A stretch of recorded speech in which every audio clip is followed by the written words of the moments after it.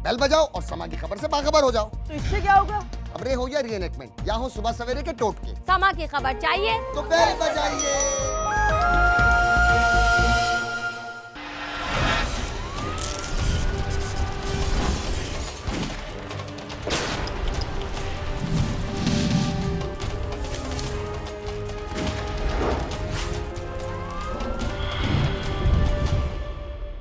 दुनिया में बहुत सारी कीमती चीजें मौजूद हैं जिन्हें खरीदने के लिए लोग हर तरह की कोशिश करते हैं, मगर इंसान की जान इतनी कीमती चीज है कि उसे पूरी दुनिया की दौलत देकर भी नहीं खरीदा जा सकता। इसके बावजूद कुछ लोग दूसरों की जान को इतना सस्ता समझते हैं कि मामूली बातों पर किसी का खून बहाना कोई बड़ी बात नहीं समझते। याद रहे कि हर इंसान की जान बहुत कीमती होती है और ऐसे इंसानों की जान तो और भी कीमती होती है जिनके साथ दूसरों की जिंदगी भी वाबस्ता हो। ना जाने गुस्से में आकर किसी शख्स का खून बहाने वाले ये बात क्यों भूल जाते हैं कि उसके बीवी, बच्चों, माँ बाप और बहन भाइयों का क्या हाल होगा। अच्छा दोस्त अगर दुश्मनी पर उतर आए तो वो आस्तीन का सांप साबित होता है। वो ये भी नहीं देखता कि मैं जिस दोस्त या जानने वाले को कोई नुकसान पहुंचा रहा हूं उससे मेरा कितना पुराना रिश्ता था।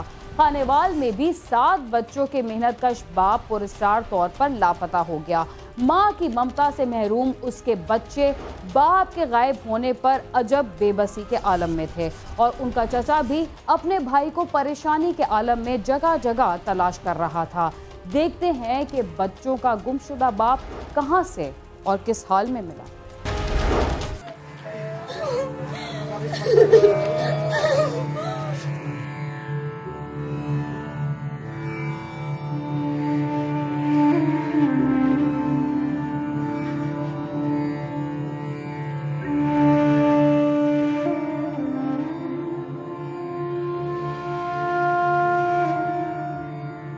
खानीवाल की तहसील जहानिया की जना कॉलोनी का रहायशी मुनीर अहमद सब्जी मंडी में मजदूरी करके अपने 7 बच्चों का पेट पाल रहा था। उसकी बीवी कुछ अर्सा कबल बीमारी के बायस फोत हो गई थी। मुनीर फजर की नमाज पढ़कर मंडी चला जाता, जहां से दोपहर को वो वापस घर आता था। उसने अपने बच्चों को माँ की कमी महसूस न होने दी थी। घर से मस्जिद और फिर मंडी के बाद घर, मुनीर अहमद का यही मामूल था। साडा पड़ोसी सी, साडा महल्लेदार सी, नहायत शरीफ आदमी सी, मस्जिद दा खजानची सीगा, 5 वक्त नमाज पढ़दा सी।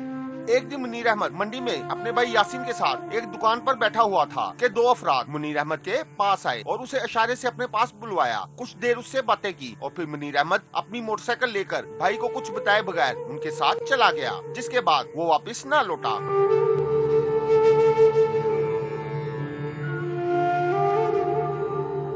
शाम तक यासीन ने अपने भाई का इंतजार किया। वो ना तो मंडी पहुंचा और ना ही घर पहुंचा, जबकि उसका मोबाइल फोन भी मुसलसल बंद था, जिस पर उसने मुनीर अहमद की तलाश शुरू कर दी। इर्द गिर्द के इलाके और 2 सहबाब के अलावा रिश्तेदारों के घरों से भी मालूम किया, मगर उसका कोई सुराग न मिला, जिस पर थक हार कर 3 दिन बाद यासीन ने थाना जहानिया में अपने भाई के लापता होने की रिपोर्ट दर्ज करवा दी। मुनीर अहमद मेरा छोटा भाई था। सब्जी मंडी में वो सब्जी फ्रूट का काम करता था। मैं भी वहाँ उसके पास बैठा था। 2 लड़के आए, वो दोनों उसको उठा के साथ ले के बातें करने लगे। उसके बाद उसको साथ लेके चले गए। तो उसके बाद जो है ना, हमने शाम तक वो मेरा भाई नहीं आया और उसका मोबाइल भी बंद हो गया और शाम को हमें ढूंढते रहे, नहीं मिला। हम थाना जानिए में दरख्वास्त दी कि मेरा भाई नहीं मिल रहा। माँ का साया सर से पहले ही उठ चुका था। बाप को लापता हुए भी 3 दिन गुजर गए थे। बच्चे रो रो कर निढाल थे, तो मुनीर के बहन भाई भी परेशान थे कि वो कहाँ गया।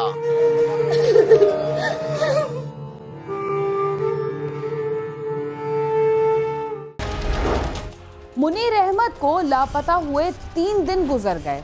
चौथे दिन उसके भाई को मुनीर अहमद का सुराग मिल गया, मगर वो मिला तो इस हाल में कि पूरे घराने पर बिजली टूटकर गिरी। उसकी क्या वजह थी, आइए जानते हैं। मुनीर अहमद का भाई उसे रोजाना तलाश करने निकल खड़ा होता। सुबह जाता तो रात गए तक तलाश जारी रखता। मुनीर अहमद की गुमशुदगी के 3 दिन बाद यासीन को किसी ने बताया कि ठट्ठा सादकाबाद की हदूद में नहर लोर दोआब से एक शख्स की लाश मिली है जो चंद रोज पुरानी है, उसे जाकर चेक करो। जिस पर यासीन अपने रिश्तेदारों के हमरा वहाँ चला गया और जब लाश को देखा तो वो किसी और की नहीं बल्कि मुनीर अहमद की ही थी। भाई और दीगर रिश्तेदार चीखो पुकार करते हुए आंसू बहाने लगे। तीसरे दिन हमें ना पता चला कि एक लाश मिली है 16 चक के करीब। 16 चक जो है पुल 14 से आगे है थोड़ा सा, वहाँ जाके हमने देखा तो वो मेरे भाई की ही लाश थी। मुझे एक इतला मिली कि चक नंबर 116 टेनार के करीब एक नहर में लाश तैरती हुई जा रही, जो कि एक कपड़े में बंधी हुई है। इस पर मैं मुलाजमान मौका पर पहुँचे।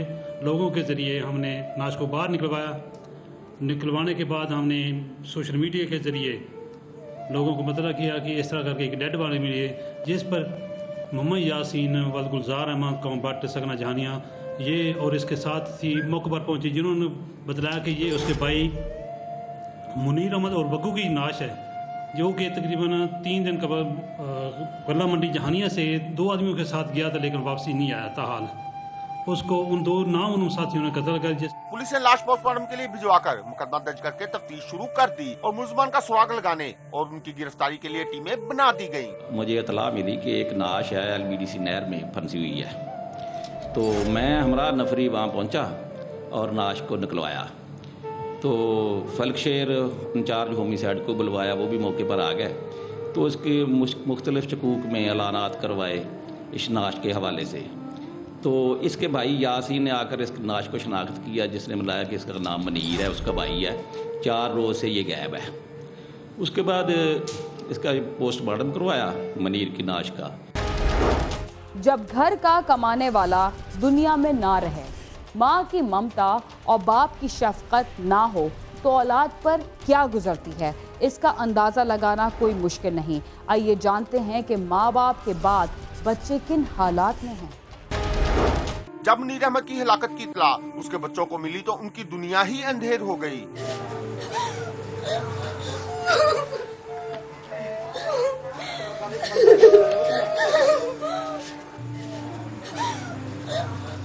माँ की ममता के बाद बाप की शफकत से भी महरूम हो गए। रोते चलाते हुए हर किसी को देख रहे थे कि अब कौन उनके सर पर हाथ रखेगा।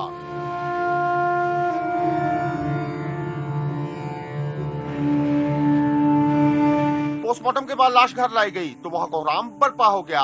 बच्चे लाश से लिपटकर रोते रहे। उसे सोगवारों की मौजूदगी में मकामी कब्रिस्तान में सुपुर्द खाक कर दिया गया। साडी गुजारिश है कि सानू इंसाफ दिता जावे। वजीर आला पंजाब, पुलिस सारे जेड़े ना सानू इंसाफ चाहिए। आखिर मुल्जिमान कौन थे? उनकी मुनीर के साथ क्या दुश्मनी थी जिसकी पादाश में उन्होंने उसे मौत के घाट उतार दिया?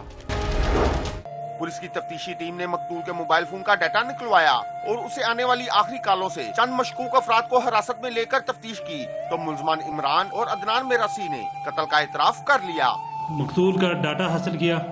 डाटा के मुताबिक मोहम्मद इमरान व मुश्ताक अहमद की आखिरी लाश 2-3 कालें उसके साथ मुनसलिक थी, जिस पर मैंने इमरान व मुश्ताक को पकड़ा और उसको इंटेरोगेट किया, जिसने वक़ुआ ताला तस्लीम कर दिया, जिसकी निशानदेही पर मोहम्मद अदनान अली उर्फ मोहम्मद हसन वदस्तार कौम मिरासी सकना निजामा टाउन को भी गिरफ्तार करके पुलिस ने मुल्जमान की निशानदेही पर मकतूल की मोटरसाइकिल भी नहर से बरामद कर ली है। पुलिस हुकाम के मुताबिक मुल्जमान का कहना है कि मकतूल की दोस्ती उनके मुखालफिन के साथ भी थी। उन्होंने मुनीर अहमद को मना किया था कि उनसे दोस्ती ना रखे और उसके बाज न आने पर उसे मारकर नहर में फेंक दिया। मुनीर का जो मोबाइल नंबर मिला ना, उसका डाटा निकलवाया। डाटा निकलवा कर ये इमरान और अदनान नामी 2 आदमी मुल्जमान हैं, उनको ट्रेस किया।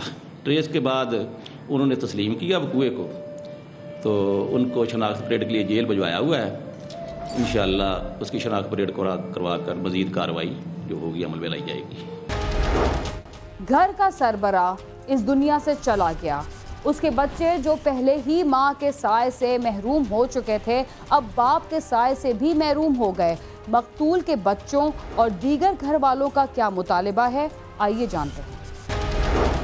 मकतूल के उर्सा का कहना है कि मुल्जमान को इंतहाई सख्त सजा मिलनी चाहिए। जालिमों ने 7 बच्चों को यतीम कर दिया। हमारे साथ इंसाफ होना चाहिए। ये जो छोटे छोटे बच्चे हैं इनके साथ भी इंसाफ होना चाहिए और हमें ये जो मुल्ज़म है कैफे किरदार तक पहुँचने चाहिए। जबकि मकतूल के बच्चों का कहना है कि उनका बाप ही उनका सहारा था, अब तो सिर्फ उनका अल्लाह ही हाफ़िज़ व नासिर है। पहले मेरी अम्मी फौत हो गई थी उन जालिमां ने मेरे अब्बू नूं कतल कर दिता। मेरे छोटे छोटे भैन भरा वा, असीं की करांगे? हुकूमत अगे मैं अपील करदी हां कि मेरे भैन भरावां मेरे भैन भरावां ते साया प्यो दा छीन लिया जालिमां ने, ते सानूं इंसाफ चाहिदा। मकतूल के वर्सा और अहले इलाका ने अरबाब इख्तियार से मुतालबा किया है कि मुलजमान को जल्द अज जल्द कैफे करदार तक पहुंचाया जाए और मकतूल के बच्चों की गुजर बसर का मुनासिब इंतजाम किया जाए। कैमरामैन राव खालिद महमूद और साथी रिपोर्टर राव सुलेमान के साथ आमिश रजा, समा, खानेवाल।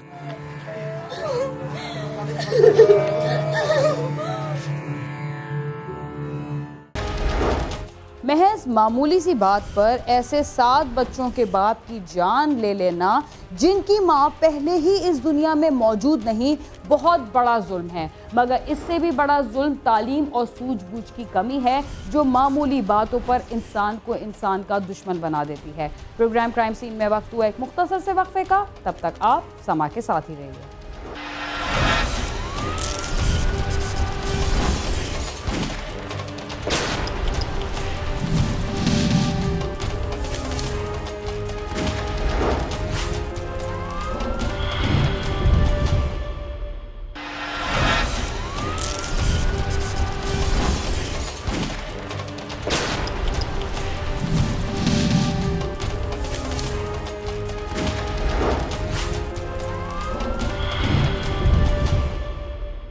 प्रोग्राम क्राइम सीन में एक बार फिर खुशामदीद। नौजवान नस्ल की तबाही के लिए मंशियात फरोश इखलाकियात की तमाम हदें पार कर जाते हैं। अगर कोई उन्हें रोकने की कोशिश करे तो वो उसकी जान के भी दुश्मन बन जाते हैं। पिंडी भटिया के इलाके जलालपुर भटिया में भी कुछ अफराद ने एक शहरी की गाड़ी में हेरोइन रखकर पुलिस को उसकी इत्तला दे दी। पुलिस ने बेगुनाह शहरियों को गिरफ्तार तो कर लिया, मगर आखिर में उसका क्या नतीजा निकला, आइए जानते हैं।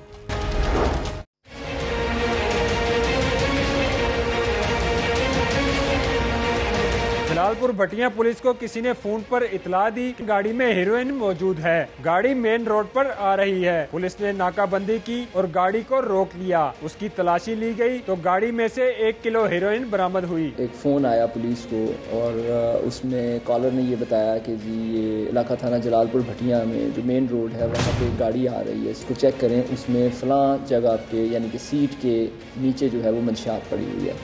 ये बड़ी टारगेटेड इन्फॉर्मेशन थी। पुलिस ने फ़ौरन नाकाबंदी की और नाकाबंदी करने के बाद गाड़ी को इंटरसेप्ट किया गया और जब गाड़ी की तलाशी ली गई तो वाकई वहाँ से सीट के नीचे से तकरीबन 1 किलो हेरोइन बरामद हुई। 3 बंदे थे, मुदस्सर और जवेद नामी, एक इनके साथ इनका चचा था। वो तीनों गाड़ी में आ रहे थे तो थाने जो है एक नंबर से, टेलीफोन नंबर से इतला मिली कि ये फ़लाँ फ़लाँ नंबर की जो गाड़ी है इसको आप चेक करें, इसमें 3 मशकूक बंदे हैं और उन्होंने बहुत भारी मकदार में जो मंशियात हैं वो कैरी कर रहे हैं। जिसके ऊपर हमने नाकाबंदी की और उस गाड़ी को राउंड अप किया गया। राउंड अप करने के बाद जब उस गाड़ी की तलाशी ली गई तो जो कॉलर ने हमें बताया था एग्जैक्ट जिस जगह पे मंशियात उसने पॉइंट आउट की थी वहीं से मंशियात जो है बरामद हुई। गाड़ी के बारे में हमें इन्फॉर्मेशन मिली थी कि इस नंबर की गाड़ी जो है जा रही है और इसमें मंशियात है। हमने उस पर फौरी कार्रवाई करते हुए उस पर रेड किया। जब गाड़ी को रोक के चेक किया तो उसमें फैमिली मौजूद थी और साथ 2 लोग मौजूद थे। गाड़ी को प्रॉपर सर्च किया। सर्च में से हमें उसमें से मंशियात जो है वो बरामद हुई है, जिसको हमने फ़ौरन कब्जे में लिया और गाड़ी वालों को भी लेके थाने में वापस आ गए। पुलिस ने गाड़ी और मुनशियात कब्जे में ले ली और तफ्तीश की तो मुदस्सिर और इकबाल ने इनकार किया कि ये हीरोइन उनकी नहीं है। जिनके हवाले से रिकॉर्ड चेक किया गया तो मुनशियात फरोशी का कोई रिकॉर्ड नहीं मिला। पुलिस ने जब इसकी इन्वेस्टिगेशन स्टार्ट की तो जो गाड़ी जो चला रहे थे मुदस्सर और जावेद वगैरह, ये 3 अशखास इसमें मौजूद थे। पुलिस ने जब उनका फौरी तौर पे ग्राउंड चेक करवाया तो ये भी मालूम हुआ शायद फरोशी का कोई रिकॉर्ड भी मौजूद ना है और ये आम तौर पे छोटे मोटे किसान हैं। बरामद होने के बाद उन बंदों की हमने इंटरोगेशन की गई, उनके साहब का रिकॉर्ड को चेक किया गया। जब साहब का रिकॉर्ड को चेक किया गया तो वो इनोसेंट लोग थे, शरीफ आदमी थे। असी इत्थे ठट्टे अर्गन शादी ते आए हुए थी। गाड़ी खिलारी है, गाड़ियां दे डेरे काफ़ी गाड़ियां थी। असी वापसी जा रहे हैं, जब मास्को को गए, पुलिस आ गई, उन्हें सर रोक लिया। रोक के उन्हें कहा तुहाडे कोल पाउडर है, हीरोइन है। अदा कहा सर साढ़े कोल नहीं है, अपनी तसली कर लो। उन्हें चेक की सीट से निकल आया 2 पैकेट। अदा कहा सर साढ़े कोल कोई ऐसी गल नहीं और साडा रिकॉर्ड चेक कर लो, जिस तरह की तसली चाहो उस तरह की दें। ऐसा बहुत कम होता है कि पुलिस किसी मुलजिम को गिरफ्तार करे और फिर ईमानदारी से तहकीकात भी करे, मगर इस वारदात में पुलिस ने गैर जानिबदाराना तफ्तीश पर जोर दिया, जिसका नतीजा मुख्तलिफ निकला।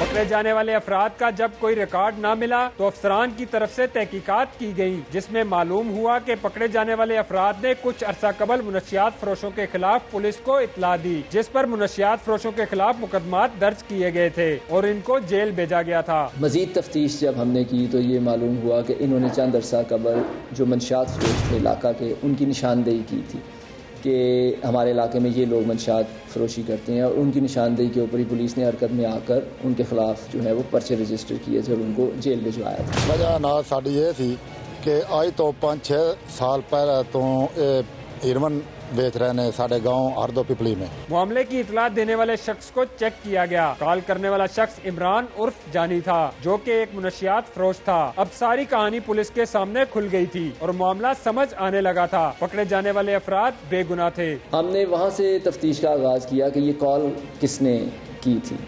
कॉल से मालूम हुआ कि ये इमरान उर्फ जानी नाम का एक लड़के का नंबर है जिसने ये कॉल करके इन्फॉर्मेशन दी है। इमरान उर्फ जानी का ग्राउंड चेक करवाया गया तो मालूम ये हुआ कि वो खुद भी मंशियात फरोश है, जिससे हमें शक पड़ा कि शायद ये कोई प्लांटेड गेम ना हो। जी सर, मैंने ये तमाम हालात वाक़यात जो हैं जनाब DPO साहब आफजाबाद जो हैं उनके गोशगुजार किए। उन्होंने फिर मुझे सर्टन किस्म की डायरेक्शंस दी, जिन डायरेक्शंस के ऊपर हमने अमल करते हुए वो कॉलर को ट्रेस किया जिसने ये निशानदेही की थी। उस कॉलर से फिर हम असल जेन्युइन बंदे तक पहुंचे जिसने ये मंशियात सारी प्लांट की थी। ईमानदारी से काम कर लिया जाए तो असल मुल्जिमान पकड़े जा सकते हैं और बेगुनाहों को फौरी इंसाफ भी फराहम किया जा सकता है। बेगुनाह अफराद की गाड़ी में हेरोइन क्यों और कैसे रखी गई, आइए जानते हैं।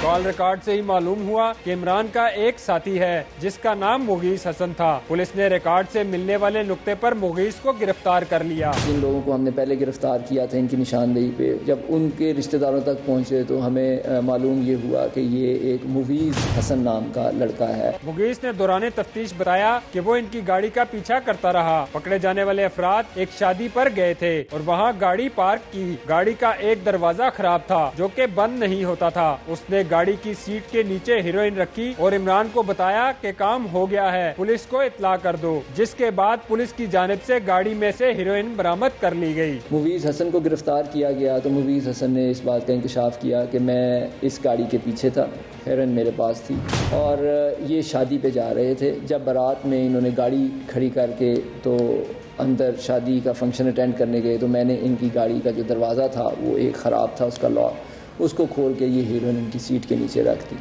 और दरवाज़ा बंद करके तो मैं वहाँ से निकल गया और अपने दोस्त को कहा कि पुलिस को इत्तला दे दें कि ये गाड़ी अब यहाँ से निकले। फिर हमने उस बंदे को पकड़ा और उसने जो है कन्फेस किया कि इन्होंने मेरी वालदा जो है उसको, पहले हम मंशियात का काम करते हैं, मेरी वालदा से इन्होंने मंशियात पकड़वाई थी, जिसके वजह से जो है मैंने आज ये अपनी रंजिश के तौर पर जो है ना इनकी गाड़ी में रख के आपको इत्तला दी थी और मैं ये चाहता था कि इनके ऊपर भी मुकदमा दर्ज हो और ये भी लोग जेल जाएं। मुलजिम जितना भी चालाक बन जाए, लेकिन अगर पुलिस ईमानदारी से अपना काम करे तो उसकी चालाकियां नाकाम हो जाती हैं। इस कहानी में उन लोगों के लिए भी सबक है जो अपनी गाड़ियों के छोटे मोटे काम छोड़ देते हैं, जिनको बाद में किसी न किसी किस्म का नुकसान उठाना पड़ता है। साथी रिपोर्टर बिलाल अकबर और कैमरा टीम के साथ नईम जंजुआ, समा, पिंडी भटिया।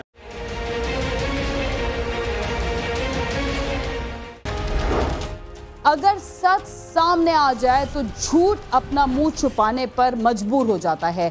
दूसरों की गाड़ियों में मंशियात रखकर उन्हें मुजरिम बनाने वालों के साथ भी यही कुछ हुआ। इसके साथ ही क्राइम सीन अपने इख्तिताम को पहुंचता है। अगर आप हमसे राब्ता करना चाहते हैं तो हमारा पता है cs@sama.tv। इसके अलावा फेसबुक और ट्विटर पर भी हमसे राब्ता कर सकते हैं। बीना खान और क्राइम सीन की टीम को इजाज़त दीजिए और देखते रहिए समा।